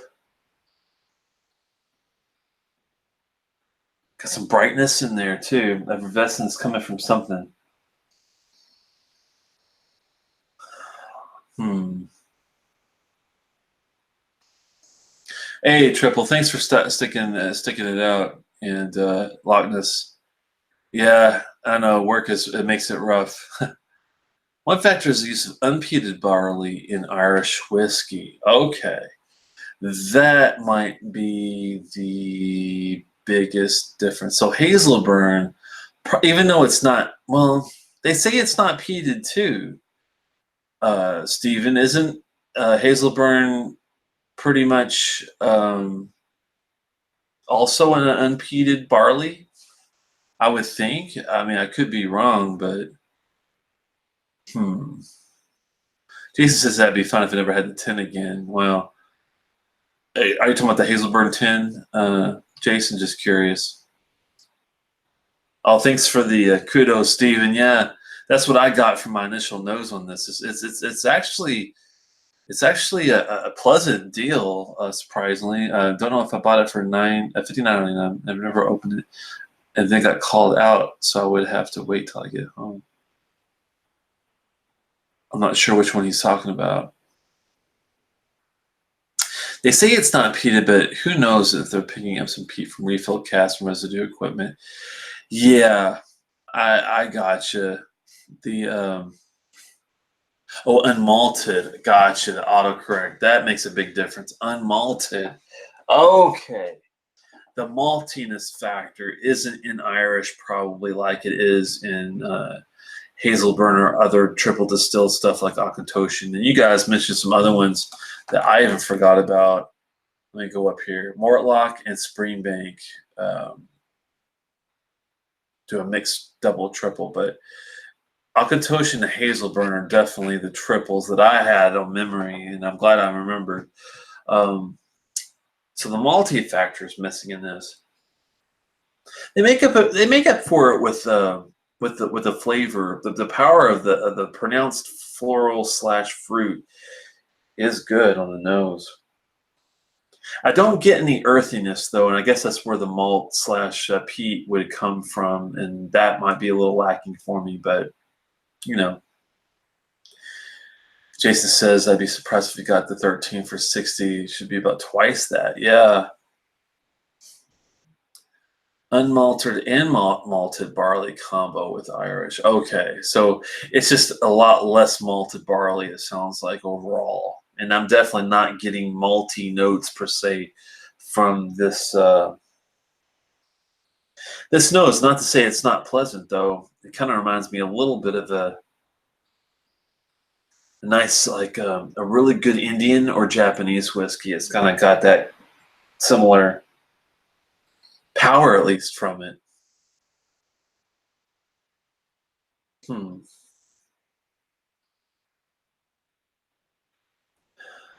A little bit of spice, maybe of some sort. I can't put my nose on it. Hmm. Maybe maybe like maybe a little bit of basil, but very, very, very lightly. It's got some sort of earthy green in there. I'm trying to determine what exactly it is. It's not sage. It's not oregano. It's not rosemary or thyme. I think it's basil, but hmm. It kind of reminds me a little bit of the Tomatin Decades without some of the earthy, malty tones. A little bit of grass in there too. That's a crazy price. Yeah. Wow. Scott from the Dummies posted that it was on sale at Auburn Liquors for $60. Wow. Yeah, I gotta put in my eyeballs for. Does Kansas ever ship out anything? Jason, if you're driving to Wichita, they probably don't. But let me know if some of those places that Scotty from the Scotch Test Dummies, if they ship out, because I can get something shipped to DC at least if I can't get it shipped here.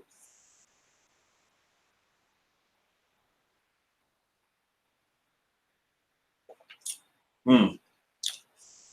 Ooh. Hmm. Wow. Ooh, that's different. Huh. Ooh, wow. That's like a. It's tasty. It's just so different than anything else I've had. Wow. The finish is the most surprising aspect to it because it starts out so floral and fruity.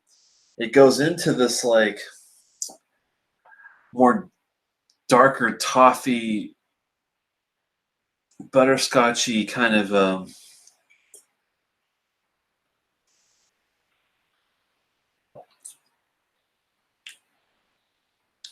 still some fruit, but wow.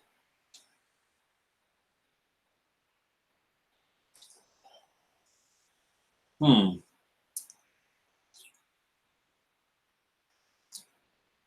Has a little more savory, earthy tones to the palate. Nothing like the nose. The nose and the palate are completely separate almost.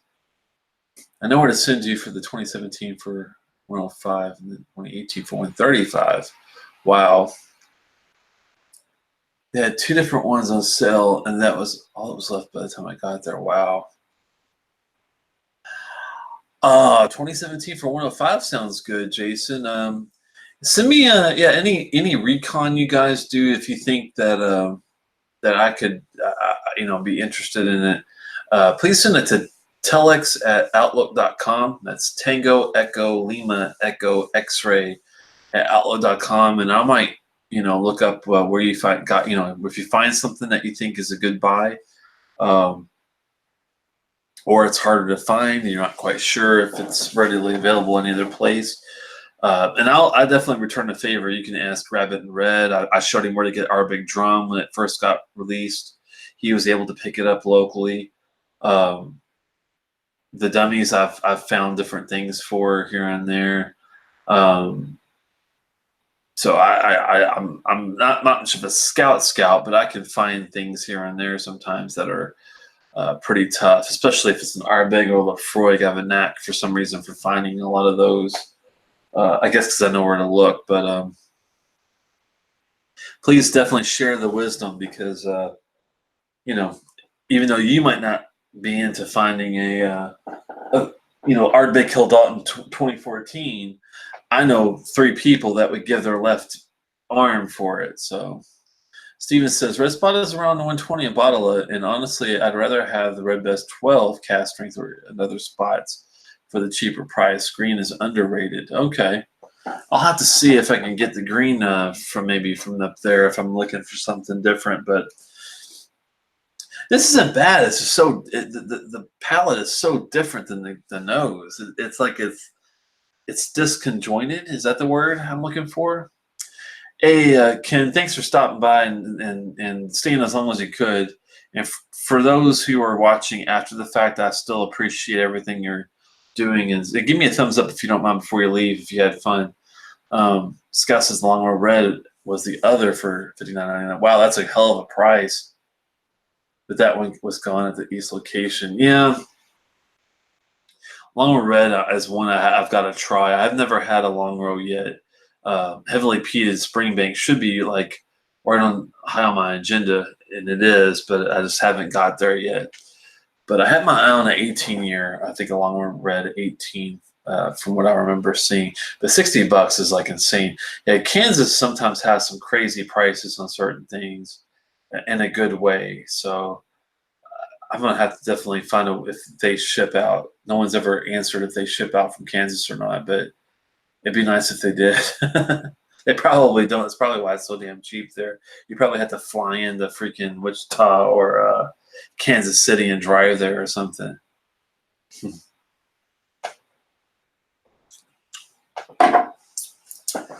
Nice spices on this. I do get spice. I'm not sure if it's a cinnamon spice or more of a paprika spice. It's not a sweet spice. It's a bit, it's definitely more of a savory. I think it's a paprika kind of a taste. It's good. I like it. The finish, though, really doesn't have a whole lot going on. The mouth coat's okay. It's like a light to medium. Wish it was a little heavier. It's good. I definitely get the ex bourbon. I definitely get the ex sherry, but I'm trying to dig out the Marsala. That's where I'm having more problem. I'm sure it's in there. It's probably giving it the spice, maybe. I mean, it's good. I wish it was a little more sweet, though. It's the more I have, the more savory / spicy it is. It is drying. This is a more drying dram, which I'm not usually a huge fan of. And the finish, it's medium, light to medium, but I don't know. It's a little lackluster with the end of that. So I'm thinking it is better than average. I like the 15-year statement.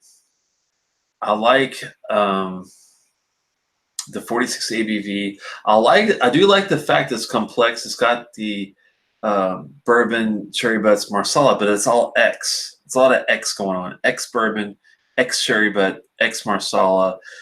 I want to see first fill. I want to see a little bit less than the whole XXX thing. That's where I'm kind of like, and I think that's where it suffers. Going on hypothesis, educated guess, I'm thinking that's where it blacks. It's between a 3 and a 4, and I'm trying to think of how high do I want to go on it. Oh, wow. Thank you, Stephen. That's very, very, very generous of you.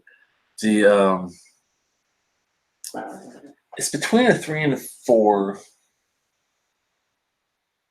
Wish it wasn't as drying. Wish the finish was longer. which it may be a little bit more sweeter or a little more balanced on the palate. It's not huge dings, but it's enough to make a difference. I'm surprised at how highly rated it is on Stiller. They give it a 96 out of 100, and that is like one of their highest ratings. I mean, I think it's good, but let me see. A single pot still produced in Ireland from a mash of unmalted and malted barley, 30% each required from one distillery. Additionally, it's distilled 3 times in a pot still, up to 5% of other grains allowed. Must be aged for at least 3 years. Okay, that's the Irish rules, it sounds like, for a single pot still. Okay, I'm down with that. And it does, you know, it is meets that criteria, but it still has a lot of lack, I think, to it. I think I'm gonna have to go with a 4. I'm trying to think, 3 to 4, 3.75, I think is fair. I think I'm gonna give it a 3.75 because it's just between the things I was, you know, kind of spouting off that didn't do it for me. It's enjoyable. Is it worth $100 or what was it going for? 120? Oh man. I think it's okay priced. It's just the finish is the thing that really kills me on this one. Definitely not a 4. I'm thinking a 3.5 to 3.75. I think it would be fair because it is a nice taste. It has a great nose. The nose is probably the best aspect of the damn thing. The palate's good. It's just so overly savory, spicy without the sweetness to balance it. That's where I'm kind of, and that's where I'm shooting 3.5 to 3.75. I think is 3.75 on the high end on a good day, 3.5 on a standard day. I mean, it's solid, but I'm finding too much stuff to pick at, and I didn't even talk about color. I mean, the I'm not sure if they do that type of thing or chill filtering for these types, but I don't know enough about Irish whiskey to make a statement on if it's chill filtered or if it's colored. Steven, do you know if it's one of those? I'm curious. We do have a little more, so let's have a little more of a pour. Oh, well, I didn't even pour hardly any of it. I have a lot of pour left. That's the best way to go. Pour a little, enjoy a lot. Has a lot of flavor for what it is. I mean, it's definitely not lacking in spirit. Color for a 15 doesn't look too out of whack, but especially for having sherry butt influence and red wine cask. I think Marsala is a red wine, right? If I'm not mistaken. I'm not a wine connoisseur by any means. I've had a lot of different wines, but I believe it's a red. Correct me if I'm wrong. Marsala. That sounds like isn't that the one that has kind of like a marzipan type of thing? It might be maybe that's a white. Let me see.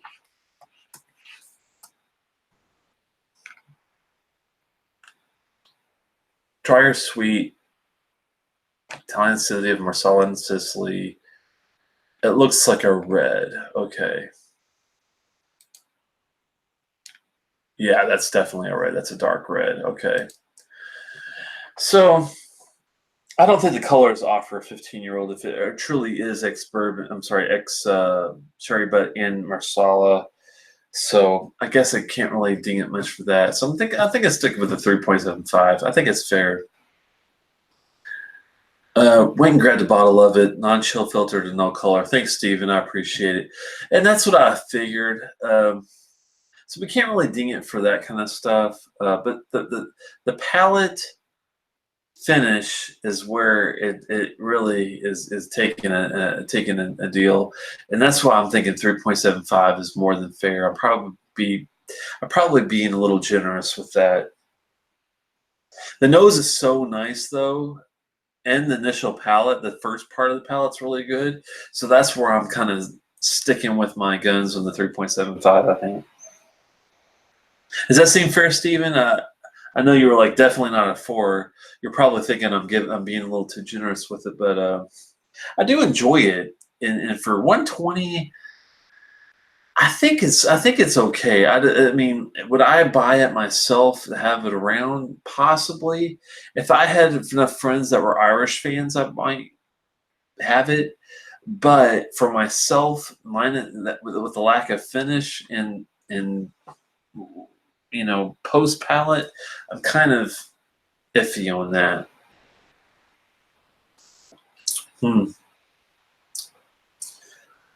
Wow, it's funny how great the nose and first palate are compared to the post palate finish. It's like a yin yang thing going on.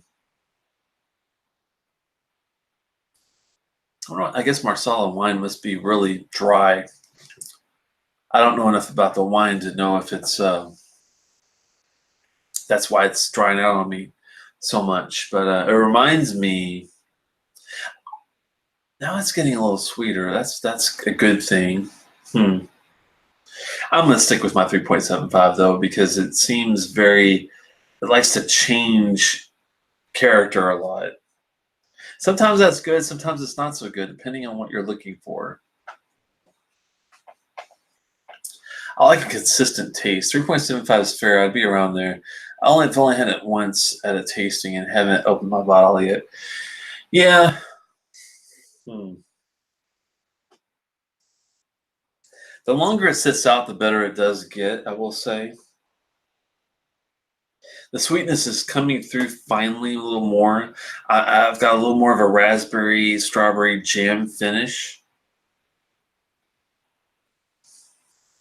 with the second sample. I think the spice is what's drying it out too. It's got a really nice white black pepper mix going on. There's no chocolate to speak of, no coffee notes, no savory underlying thing.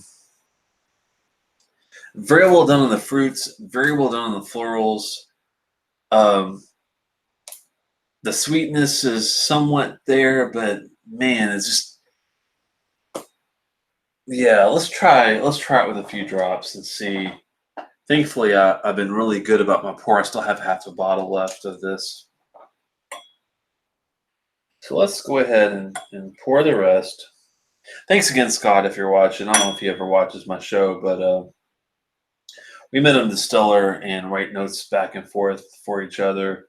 And he's a good guy.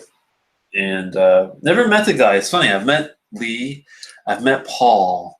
I've never met Praney, and I've never met Scott. So hopefully, cheers. Ding. Buy me a dram if you hear a ding. You got a good point, Steven. The sweetness may came out with a drop or whatever. Because it is so spicy. That's you read my mind. I should have thought about that initially. Get your eye drop out though for this guy. I wouldn't want to overwater it at only 46%. That was one drop. Let's give it a couple drops. There we go. More back in the glass than in the Glencairn there, Mr. Lee. So Aquaman should be happy. Oh my. I am enjoying this more. I mean, for my palate per se, I do like it more than Tomintoul 16, only because there's notes in this that I enjoy more than a typical Speyside. So I will say that has a lot going for it. Even though I might have rated this higher, for a Speyside whiskey, it does better, I think, than this does for an Irish whiskey, if that makes any sense. Gawkins says Irish pot still, red spot has unsalted. I think he meant unmalted barley, which adds a spicy note. Yeah. So maybe a couple of drops might really fine tune it a little more here, where Stephen hopefully is right. We get a little more sweetness out of it. Oh shoot! I just spilled a little bit on myself. 1 second.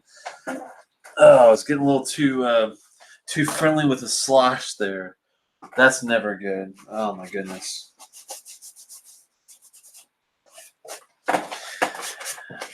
That was embarrassing. Okay, let's take two. This is the great thing about live streaming is you don't get redos, you don't get retakes. You tell it like it is and hope for the best. Well, cheers, guys, and thanks for sticking around late with me. Scotch for Dummies are probably long gone. Thanks for the good show, as usual, and looking forward to talking with Michael. I think the last name was Porter, but I'm going by memory. I might have butchered it, but doing the Secret Santa thing there, and hopefully we'll all get some interesting dreams that way. I gotta look and see where Michael's from too. It might be easier just to meet up or something at some point. We'll have to see where he is. It does taint the spice a bit, and I'm able to dig out more of the florals and fruit are still there, but I'm getting more of the what is it? I think the vegetal note is coming through more of the basil or something of that note, something like that. Hopefully on the palate we'll get a little more sweetness out of it. We'll see.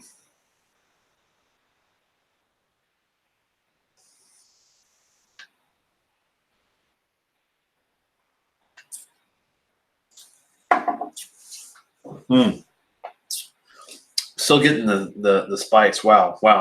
That was a bigger gulp than I usually take. Wow, that spice is really heavy. I think it might need a couple more drops.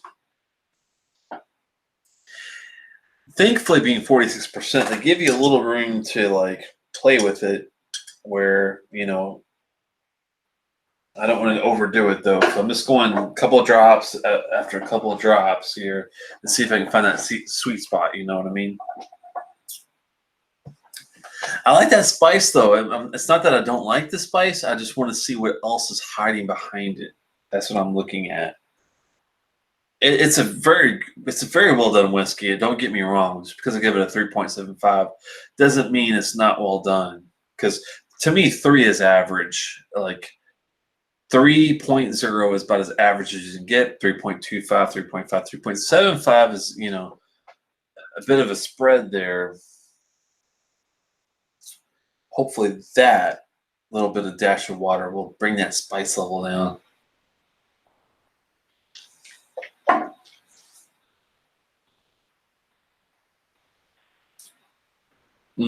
There we go. A little better. The florals are even coming through on the palate too. Wow. It's a fun one to play with. The fruit and florals do come out with a little bit of water. Thanks, Stephen, for mentioning that. The rose and the strawberry. The finish is better with a couple of drops of water. Does help a bit. Could bring it up to a 4. I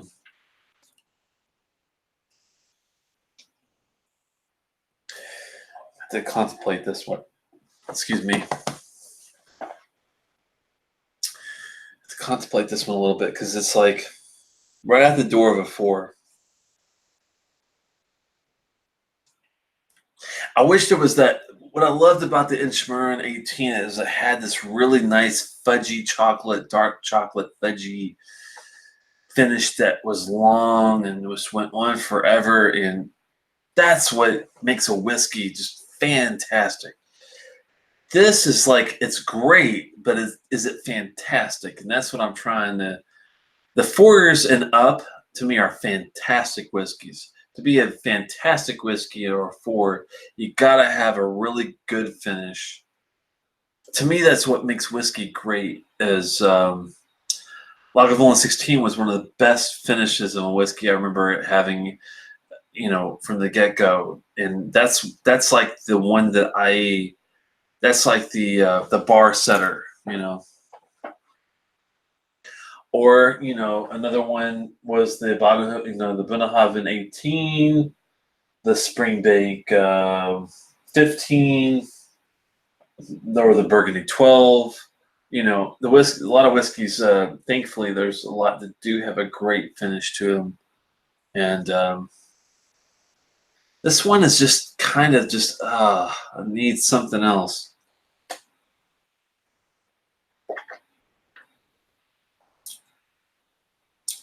Great nose with or without water. Great initial palate with or without water. After palate is better with a little bit of, a couple drops. It does help a bit. Still 3.75, I think, because the spices are still there, even with water. Maybe I should have added a little more. I don't have more to play with, unfortunately, because I drank it all. But it's still spicy as hell. It's very, very spicy, but not in a bad way. It's got that Longmorn spicy kind of tone to it. I like a Longmorn 16 if I'm in the mood for a savory, nice, spicy dram. And that's what it reminds me of. So, with that said, if you're a Speyside fruit-bearing type, you're not probably going to like the Red Spot 15 as much as a Longmorn, savory, Mortlach kind of guy that wants that savory dram. A little more meat on it, a little more... I think that's the Red Spot 15. It's got a little more meat to it. It's tasty. Water does help a little bit. It's still a 3.75. I think it's a fair score on it. It's really close to a 4 with the water, honestly. If it wasn't as dry and it had a longer finish, I think that it would be a 4. Thanks so much, Steven, for hanging out, and I really appreciate it. Gawkin and the guys as well. I had to say Sláinte mhath. Yeah, it's getting late, but I had fun as always, and hopefully you guys will be back next week for more offerings like this, new and old, and some new distilleries like Daffmill that we haven't touched, some old distilleries like Canvas and Port Dundas that haven't been around in a while. I try to stay away from the grain, but the grain keeps following me. That's okay if it's old. And it'll be interesting to see some other ones I've got lined up on the radar. We'll be looking at a lot of distilleries that a lot of people, they don't really go to because they're usually used for blends. Some of them, they outshine the other stuff they throw in, like Kinninevi is one of the ones I like. Some people don't see it. I think it is reminiscent of a Japanese whiskey. We'll get into that later. And thanks a lot, Jason and Gawkin. And we'll be dabbling in a lot of those for quite a while before we get to the Scotch Malt Whisky Society independent bottlings. We'll be doing those as well. Well, Sláinte mhath, everybody, and thanks for sticking around. And see you maybe before next Thursday if I'm lucky, but definitely if I don't get the chance, like I usually don't. But next Thursday for sure. See you later.